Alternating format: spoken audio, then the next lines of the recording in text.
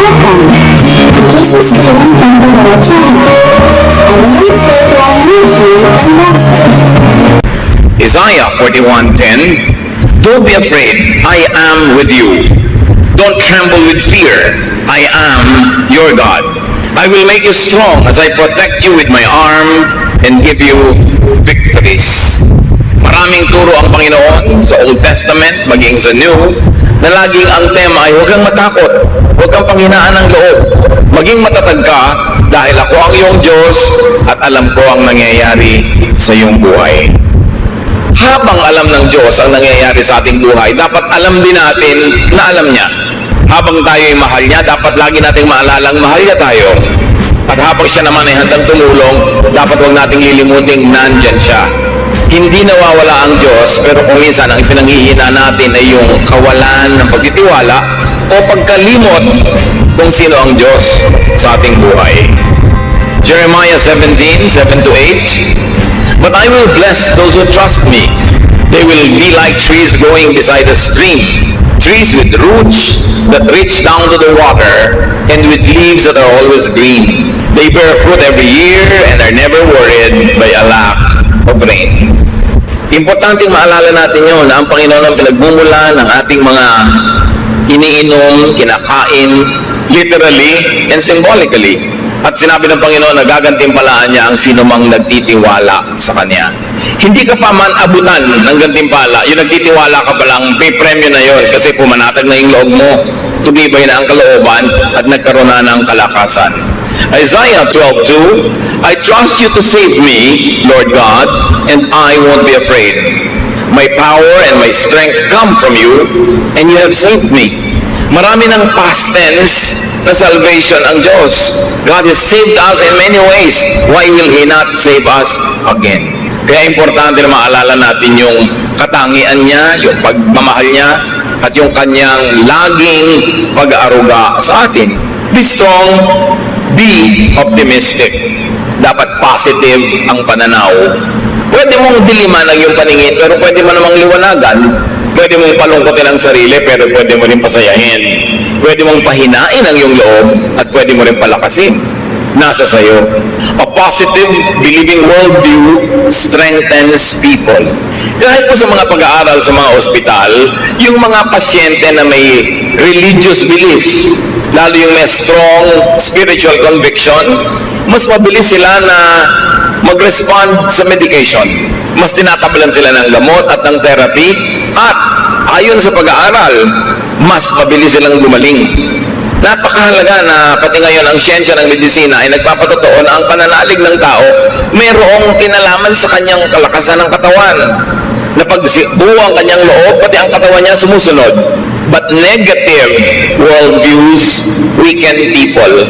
Yung taong laging negative, lagi ang iniisip ay yung masama, yung marumi, yung mahirap, humihina pati ang resistensya ng kanyang katawan, at mas dumadali na dapuan siya ng sakit. Psalm 121:1-2, I look to the hills. Where will I find help? It will come from the Lord, who created the heavens and the earth. Itong verse na to, pwedeng marami kahulugan, yung hill. Hill could mean mountain, could mean problem. Hill could mean kumukulong sa'yo, nakapaligid ng mga burol na mahirap akyatin, mahirap lampasan. But from the same hills can come the help of the Lord. So the same trouble that comes to you could be the source of your salvation. The same difficulty could be the source of your strength. The same problem could carry it with its own solution. At tatandaan natin mga kapatid, lahat ng problema may solusyon. Bakit? Kasi pag walang solusyon, hindi yun problema. At pag hindi problema, di huwag problemahin, tanggapin, mahalaga positive ang iyong pananaw. Romans 8:28, we know that God is always at work for the good of everyone who loves Him. Pag ito dinibdib natin, na ang Panginoon ay laging gumagawa sa ikabubuti ng mga nagmamahal sa Kanya, kahit kuminsan sa biglang tingin, ay parang hindi maganda yung nangyayari sa buhay. O kahit tagalan mo pa yung tingin, titigan mo, suriin mo, parang mahirap talaga yung nangyayari. Pero kung ikaw ay umiibig sa Panginoon, may paghuhugutan ka ng lakas dahil sabi, Pag umiibig ka sa Panginoon, lahat ng pinapayagan niya mangyari sa buhay mo ay sa ikabubuti mo.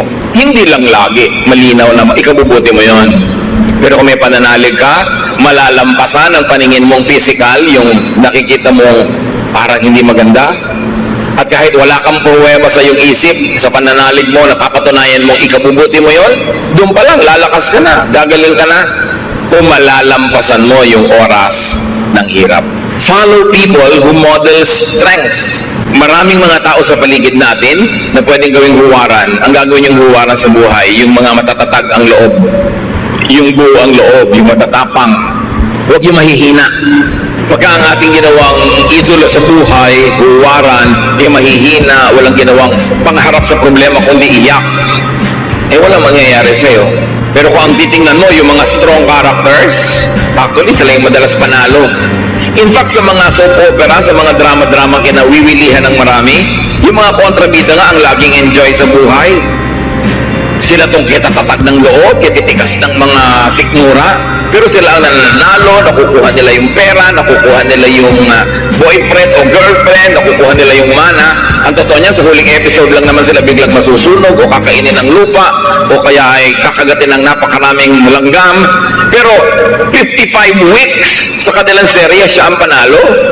Tapos ang lagi nating iniidolo, yung iyak ng iyak, yung laging talo, yung laging api, yung laging kawawa. Kaya ganun tuloy nangyayari sa buhay ng mga manonood.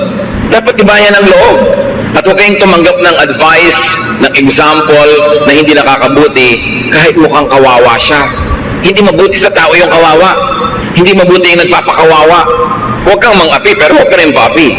Psalm 1:1-2, God blesses those people who refuse evil advice and won't follow sinners or join in sneering at God. Instead, the law of the Lord makes them happy, and they think about it day and night. Yung advice, kahit hindi sabihin ng bibig, pero yung example ng mga laging api, laging kawawa, laging mahina ang loob, hindi magandang advice yun. Talo ka dun. Dapat ang tao matibay. Pinatitibay ng karanasan, pinatitibay ng kung sino ang tinititigan at tinutularan. How else do you become strong? Get and have supporters. Sabi nga nila, no man is an island. Hindi naman natin kayang pasanin lahat ng pasanin, lutasin ang lahat ng problema kung nag-iisa tayo. Totoo, kung maraming tao sa paligid mo, nadadamay ka sa problema nila. Pero nadadamay ka lang naman hanggang papayagan mo at hanggang kaya mo. Hindi ka naman kayang ubusin ng problema nila kung hindi ka papayag. Yung iba umiiwas makipagkaibigan, makipag-close friendships kasi ayaw nilang madamay sa mga utang, mga problema ng iba. Pero tandaan nyo, sa inyo naman problema, sa inyong pangangailangan, sa kahit paminsan-minsan lang pero dumadating na oras ng kahinaan, kagipitan, napakahalaga that you have a support system. Napakahalaga na may mga tao sa paligid natin na nagsusuporta sa atin. Pero siyempre, susuportahan ka lang naman kung supportive ka rin sa kanila. Kaya willing ka dapat to invest in human relationships. Yung human relationships, kumisan abala yan eh. Abalang makipagkwentuhan, abalang makaladgad ka't mayaya doon, pumunta sa mga event niya na hindi ka laging interesado. Pero isipin mo na rin na sa ikabubuti mo rin yon. Dahil darating ang panahon, kakailanganin at kakailanganin mo ang iyong kapwa-tao. Ecclesiastes 4:9-12, you are better off to have a friend than to be all alone. Because then you will get more enjoyment out of what you earn. If you fall, your friend can help you up. But if you fall without having a friend nearby, you are really in trouble. If you sleep alone, you won't have anyone to keep you warm on a cold night.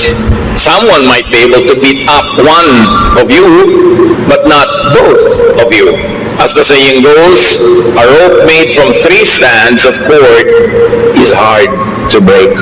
Malinaw naman ang mensahe nitong Ecclesiastes. Mas mainam daw na may kasama, may kaibigan, may karamay, may kapartner, meron kang kasama sa iyong buhay. Mas pakikinabangan mo daw mga pinaghirapan mo. Siyempre, kung kakain ka, mas masarap na kung may kasabay kaysa nag-iisa ka. Kahit pa nga ilibre mo siya, kasabay ka naman. Kaysa hindi ka nga nagastusan, wala ka inilibre, pero mag-isa ka lang kumakain. At pag daw natumbak ka, may kaibigan ka, may magbabangon sa'yo.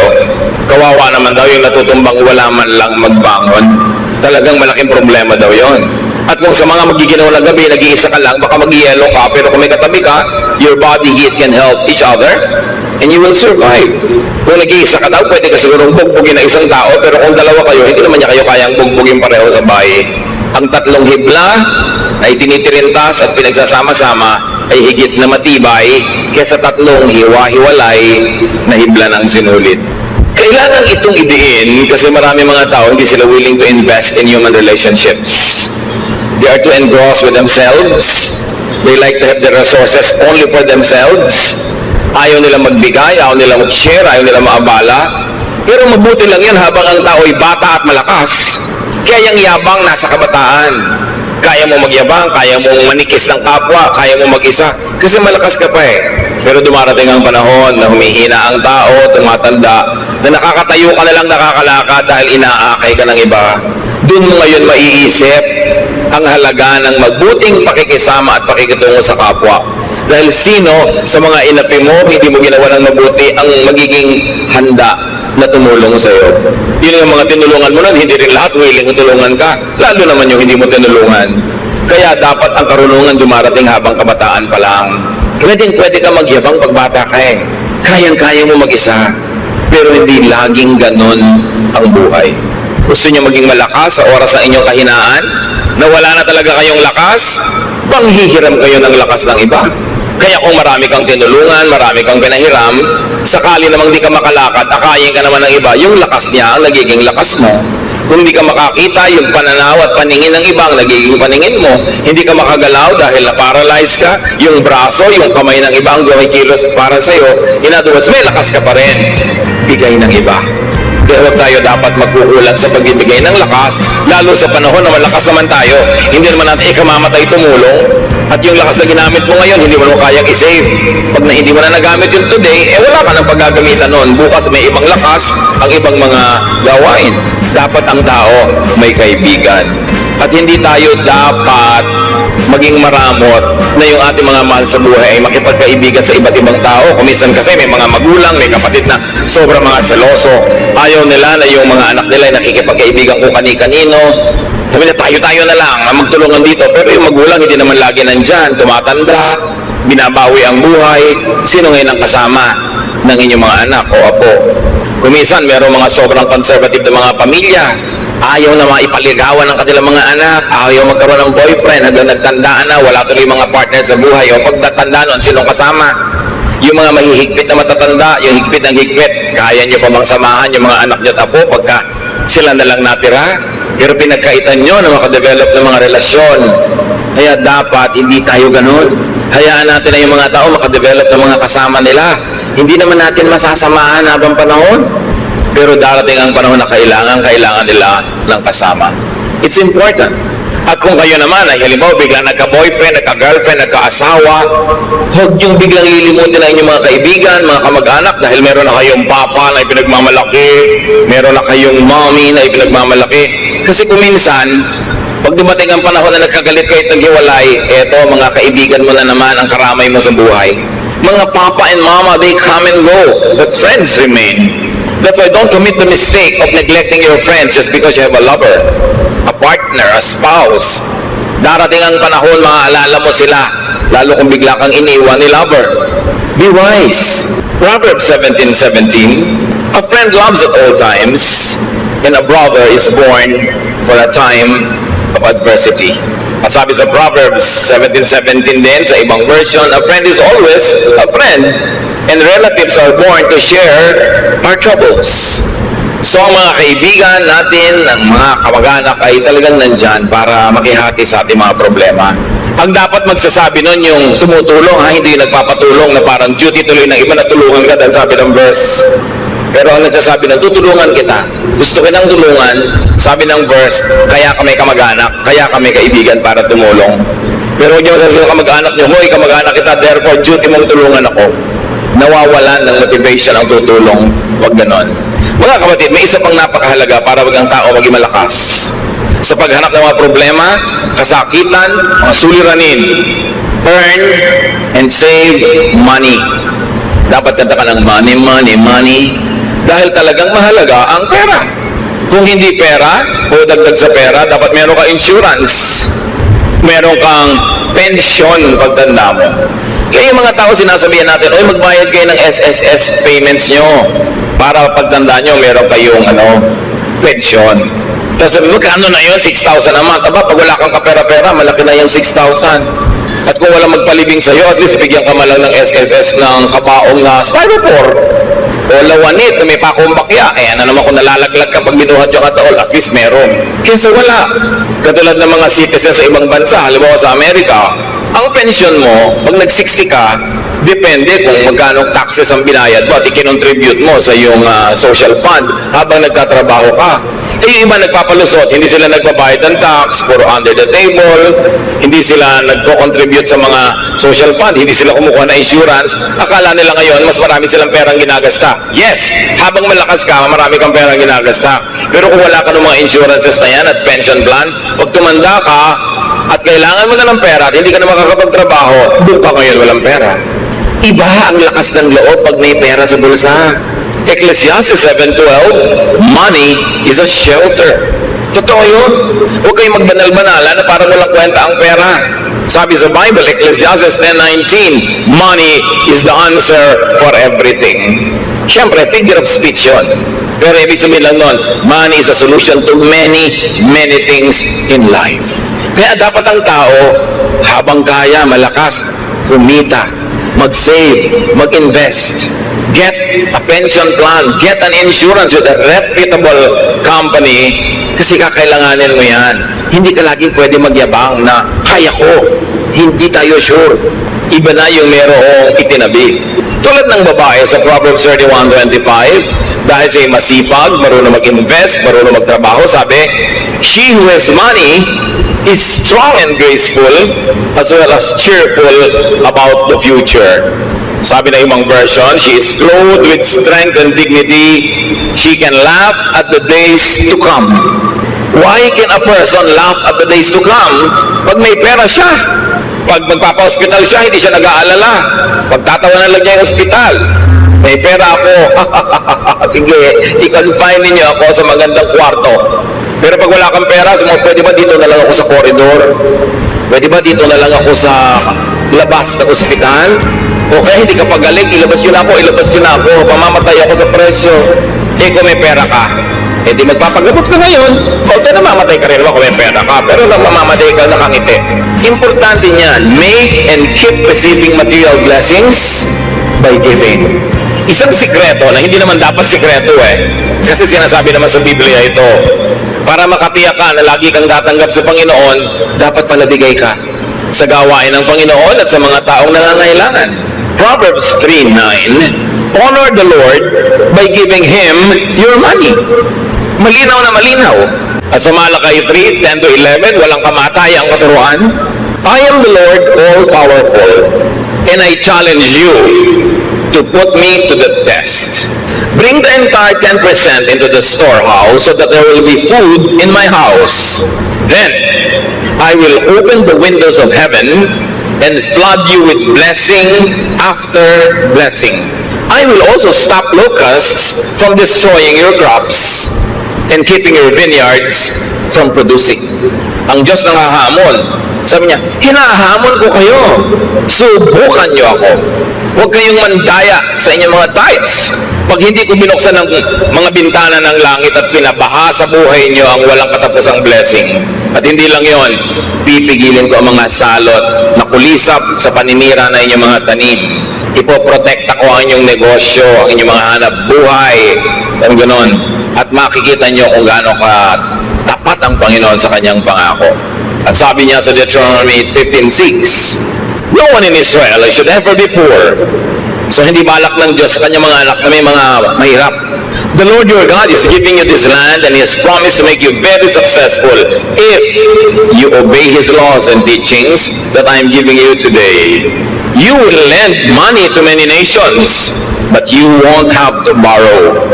You will rule over many nations, but they won't rule you. That is the promise. Pero merong kondisyon. Kung susunod ka sa kanyang mga utos, ang ganoon, hindi nyo mararanasang mangutang, kayo ang magpapautang. Hindi nyo mararanasang mangamuhan, kayo ang magiging amo. Pero may kondisyon. Maging tapat tayo sa Panginoon, maging generous. Alam niya kung paano magsukli sa ating buhay. Isa yan na hindi natin naaalala na madalas, na isang napakalaking insurance, savings account, yung ikaw ay giver. Ikaw ay generous, even to people that are not close to you but who are needy. Bawat bigay mo sa nangangailangan, bawat bigay mo sa gawain ng Panginoon, ang Panginoon ang magsusukli. At sa palagay nyo kaya, papayag ang Panginoon na may utang siya sa inyo? Oras na ikaw ay nagbigay, lalo kanyang bibigyan kasi hindi naman pwede, mas marami ka pa ibinigay sa kanya, siya ang Diyos. Maraming tao na ang nakadiskubre nito, merong hindi pa rin madiskubre kasi ayaw subukan. Pero yan talaga ang secret of a very abundant life, to be generous. How else do you become strong? Practice facing and handling hardship. Kung lalaban ka ng contest, dapat may practice. Kay athletic o artistic contest dyan, o dance contest, o singing contest, may practice. Kung lalaban ka sa mga hirap ng buhay, dapat din may practice. Kahit bata pa ang tao, lalo't bata pa nga, mas dapat turuan na humarap sa mga problema. Parents, let us not overprotect our children. May mga assignments sa school, hayaan nyo sila gumawa, huwag nyo igawa para lang tumaas ang grade. Hindi naman sila yung gumawa, dumali ang buhay nila. Sa palagay nyo, anong naituro nun sa kanila na karakter? Wala. Aasa sa inyo. Kaya 50 years old na, umaasa pa sa inyo. Kasi sinanay nyo, don't do everything for them. At habang maaari sana nga, kahit kaya nyo paligiran sila ng mga mag-a-assist sa kanila, give them household chores. At kahit napakarami yung pera, hayaan nyo silang matuto magtipid. Huwag silang palanguyin sa pera kasi mahirap na masanay sa buhay na sobrang maginawa, madali, maluho, kasi hindi naman ganun ang totoong buhay. At hindi naman kayo laging nandyan para sila bigyan nun. At nandyan naman kayo, hindi naman tayo sure na lagi kayong may ibibigay. James 1:2-4, my friends, be glad even if you have a lot of trouble. You know that you learn to endure by having your faith tested. But you must learn to endure everything so that you will be completely mature and not lacking in anything. Pagtiisan daw ang dapat pagtiisan. Pagtiyagaan ang dapat pagtiyagaan para kayo lumago. Walang kulang sa inyong pagkatao, sanay kayo na bumata ng hirap. And as we have said, it's better to practice early. Kaya sabi ni Malagtas sa Florade at Laura, pag-ibig anak ko aking nakilala, di dapat palakihin ang bata sa saya. At sa katuwaan kapag namihasa, paglaki walang hihinting ginhawa. Para ng halamang lumaki sa tubig, dahil nalalanta, munting di madilig. Ikinaluluoy ang sandaling init, gayon din ang pusong sa tuway maniig. Kaya sabi niya, ang laki sa layaw, karaniway hubad, sa bait at muni, sa hatol ay salat. Masaklap ang bunga ng maling paglingap, habag ng magulang sa irog na anak. Pag inispoil mo ang bata, ano mangyayari? Weakling, mahina, walang buto, mahina ang sikmura, mahina ang loob. Kailangan mabuhay ka forever para mo siya samahan. Kaya kailangan turuan ng practice. Sabi sa Proverbs 22:6, teach your children right from wrong. And when they are grown, they will still do right. Train agad ang mga bata. How else do you become strong? Do not overly depend on others. Lahat ng tao, binigyan ng Diyos ng lakas. Huwag kang laging manghiram ng lakas ng iba. Huwag kang laging umasa, sumandal. Dapat gamitin mo at mag-practicean mong gamitin ang iyong sariling lakas. Why? Because dependence means weakness. Habang umaasa ka, mahina ka. What happens when you are financially dependent, emotionally dependent, functionally dependent? You are weak. May mga asawa na binubugbog, pinagtataksilan, halos ay lapastanganin na lang ng husband, hindi makahiwa-hiwalay, hindi makabuo ng sariling buhay. Bakit? Walang hanap buhay. Walang sariling income, walang pera, walang savings. Kaya nilululo na lang ang lahat, pinagtitsagaan ang lahat. Pero kung may pera lang yan, matagal nang nawala. You see, iba yung may pera. Kaya pag may mga magpapakasal, lalo mga babae na mukhang palikero pa, mapapangasawa, ang advice mo agad, iha, magtrabaho ka. Gusto po niya, full-time housewife lang ako. Full-time housewife, pagkatapos kahit ano iba to sa mukha mo, tatanggapin mo, dahil wala kang pera. Kailangan may pera ka. O kaya kung siya nagtatrabaho, nasa pangalan mo savings. Para meron ka maipagmalaki. Hindi yung kawawang-kawawa ka dahil isusumbat pa sa'yo. Kita ko lahat yan, pera ko lahat yan. Diba? Pagka ginawa sa'yo ng husband mo yun, singilin mo siya ng lahat ng serbisyo mo. Security guard ka ng bahay, plumber ka ng mga gripo ninyo, nurse ka ng mga anak, taga-sundo ng mga anak, cook ka ng mga pagkain, labandera ka, at whore ka pa sa kanya. Doon ka malaki sumingil. Diba? Laki mo singil. Para hindi akala niya siya lang ang may kita. Pag binayaran nga ang housewife sa bahay, kulang pa yung sweldo ng husband eh. Kasi yabang-yabang pa, kape! Sino pumapalakpak dyan sa likod? Diba? Siguro binubusan nila ng kape yung humihingi. Marami namang husbands, mababait ha. Pero kuminsan, pagka biglang nakumaling kung kanino, nawawala ang bait. Kaya dapat secure kayo, meron kayong sariling income, itaktak nyo sa utak nyo yan. Hindi naman ibig sabihin na may income kayo, ilalayo kayo, hihiwalay, pero mabuti na yung meron kayong choice. Hindi kayo overly dependent. 1 Thessalonians 4:11 to 12, live in a way that you won't have to depend on anyone. Ganon din naman yung mga magulang eh. Minsan sayang lang, medyo huli na sa iba, pero habang maaga pa, secure yourself. Huwag kayong umasa sa iaabot-abot lang ng mga anak nyo in the future. Dahil kung minsan, ang dalang ng abot, ang konti. Napa-hospital ka ng 7 araw, bibigyan ng pambili ng medical. O eto po, pandagdag. Ha, pandagdag?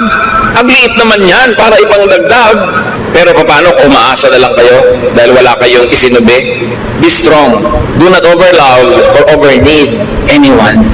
Love mo, yes, but do not overly love. Kaya nga sabi ni Lord, unahin mo siyang mahalin kahit hindi iba. Yung world, hindi laging masama, but anything that is really permanent. Sabi sa 1 John 2:15, do not love the world or anything that belongs to the world. If you love the world, you cannot love the Father. Yung nagmamahal, ilagay niyo sa lugar.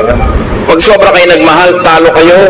Di lang kayo maalala, wala na kayo sa sarili. May mga tao nakatitig sa cellphone nila eh. Talaga nakatitig. Abang na may dumating na text. Dumating ka na, dumating ka na, dumating ka na. Wala namang dumadating. Mga advertisement pa ng kondo ang darating. Eh, paano sobrang nagmamahal? Magmahal kayo, pero ilagay niyo sa lugar. Hindi dapat kawawain ang sarili. Do not be anybody's satellite. No one is as weak as a person who is madly in love. You weaken yourself. Nilululo ng katwiran, nilululo ng pinag-aralan, nilululo ng lahat-lahat. Bago lang matauhan, na-damage na siya. Kaya dapat may ititira ka sa sarili mo. Manuha ka siyempre magmahal because God is love and we have to love. Pero huwag kang magpapakabaliw ng sobra-sobra. Lalo sa hindi naman nababaliw sa iyo. May magtatanong pa sa akin, meron po akong boyfriend pero ramdam ko hindi ako mahal. Eh, ba't ka nagtsatsaga? Bakit? Hindi ka pala mahal. Humahanap ka ng sakit ng katawan. So, kailangan magpakatalino ang tao. We were created by God to be healthily independent. Kaya kahit may kakambal ka, pinapakanak ka mag-isa. Mamamatay ka mag-isa. Haharap ka sa Diyos mag-isa. Ibig sabihin, kaya mong harapin ang maraming bagay sa buhay kahit walang kasama. Although, mas masarap kung may kasama. Pero huwag kang magpapadaya sa kasinungalingan na kung wala kang kasama, hindi ka na mabubuhay. Yun ay isang kasinungalingan. Napaka-importante kahit nga sa ina. Ang unang-unang nangyayari sa bata pag ipapanganak, malalagot ang pusod. It's a declaration of progressive independence. At dapat yun, suportahan ng magulang at ng lahat na maging independent yung bata habang tumatagal. Psalm 146, 3-4, you can't depend on anyone. Not even a great leader. Once they die and are buried, that will be the end of all their plans. Sabi, hindi ka pwedeng umasa sa iba kahit magaling pang tao yan. Dahil pag namatay yan, paano ka? Maasa ka. Dependent ka. Mga kapatid, maraming paraan, pero isa na lang ang ating pag-usapan ngayon. Choose to be strong. Laging may choice. It's a choice. It's your choice. Pagka kayo may diabetes, may pagkain dyan na matamis, ang sarap, it's your choice. Pipiliin mo bang kumain yan na pagkalunok mo, masarap lang sa dila, pero pag nalulun mo na, nasa katawan mo na yung lason, o kakainin mo pa rin, it's your choice. May pipiliin kang pagkain A, healthful, pagkain B, hindi healthful. Alin ang pipiliin mo doon? It's your choice. Ganun din. May problema ka, pwede kang maging manghina, himatayin, manlumo. Pwede ka pa nga magpakamatay, may gumagawa pa nun. Pero ba't naman yun ang pipiliin mo? It's your choice. Choose to be strong. Iniwan ka ng asawa mo, so gusto mong mamatay dahil lungkot na lungkot ka na, daya ka at saka dependent ka pa. Sabi mo, no, I choose to be strong. I will not be a loser. Meron kang sakit, malalang sakit. Pwede ka maawa sa sarili, pwede ka magmukmok, but you can choose to be strong. I will choose to be strong. I will maximize whatever is left of my life. I will do whatever my health allows me to do. I'll choose to be strong. I'll choose to be victorious. I'll choose to be cheerful.